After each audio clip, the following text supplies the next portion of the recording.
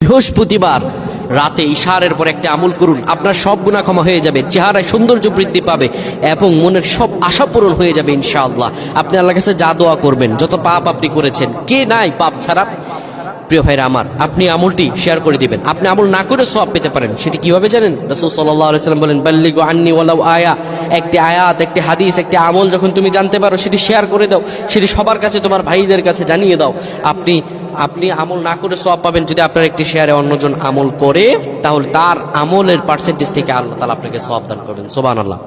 বৃহস্পতিবার ইশার নামাজের পরে আপনি কিবলামুখী হয়ে যাবেন। রাসূলুল্লাহর শিখানো আমল, সে আমলটি হলো, নবীজি সাল্লাল্লাহু আলাইহি সাল্লাম বলেন, ইশারের পরে যে ব্যক্তি সূরাতুল মুলক তেলাওয়াত করবে, এই সূরাতুল মুলক তেলাওয়াত করার কারণে আল্লাহ রাব্বুল আলামিন তার গুনাহগুলো ক্ষমা করে দিবেন এবং কবরের মধ্যে তার আমলগুলো হবে একটা পাখির মতো, একটা পাখির মতো হবে। সেই পাখিটি এত সুন্দর হবে, তার আমলগুলো, সেই পাখিটি তার হয়ে ফেরেশতাদের সঙ্গে জবাব দিয়ে দিবে।